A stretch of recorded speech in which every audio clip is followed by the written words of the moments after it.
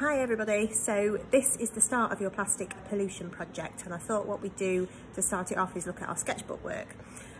So what we're going to do is we're going to do a really cool kind of fused plastic bag under the sea kind of scene for your sketchbook, which I'd like you guys to present some really interesting facts about how us as humans are actually contributing massively to the issues with plastic, particularly in the ocean, and the issue that that's having with our wildlife and our plants, and how that actually even affects the oxygen that we breathe in. So it's really quite important. So I want you to do a bit of research and see what you can find out.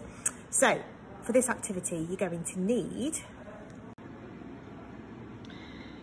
some cling film, you're going to need some greaseproof paper, some carrier bags, a pair of scissors, and also hopefully your teacher has brought in an iron and an ironing board, which you guys are either carefully going to use or get them to help you with, and I'll get to that bit in a minute.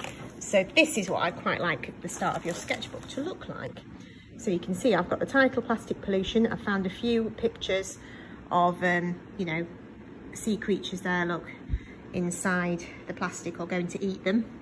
Okay, the issue, how it's actually affecting marine life, and some are on the extinction list specifically because of plastics, particularly turtles. So I've got a few facts in some little kind of bubbles there, but you can see that my background is actually made from carrier bags, and it's all melted together with the iron. So that is what I'm going to show you how to do today. What you need is a piece of greaseproof paper that you can fold in half, because you're going to sandwich this cling film image in between it when you iron it. Okay, so all I've done is I've got a big sheet of cling film laid over the top of my greaseproof paper, and then from my carrier bags I've started to cut out bits of seaweed, fish shapes, various different bits and bobs, and you can build that up if you've got some greens or some blues.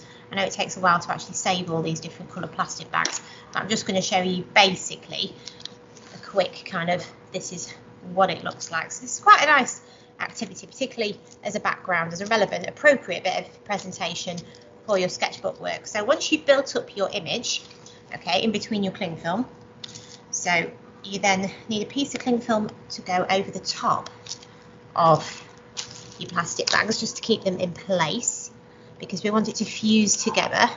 Doesn't matter if it's a little bit creased, because it's all going to melt. Okay, so we've sandwiched your fish picture. Actually, let me turn it around and you can see it's the right way up. Look, so it's sandwiched between a piece of cling film. There we go, that's better, isn't it? All right, and what we're then going to do is fold it between the greaseproof paper. Now, hopefully, there's a couple of irons in the room, so you're then going to iron. So I'm just doing, so if you are doing this at a table, make sure you've got a good wad of paper underneath where you're ironing. And I'm just going to, the iron's on quite a hot temperature, but it doesn't want to be on there for too long. So I should be able to just press over it a couple of times, and the heat will then melt the plastic and stick it all together. Try and now peel that away. Okay, you can see I've now got the start of a plastic bag under the sea image. That can go on a page in your sketchbook, and you can then add in all your facts and almost make it a bit of a plastic pollution sort of poster. Okay, and then next time we'll be doing some drawing and also some interesting activities with plastics.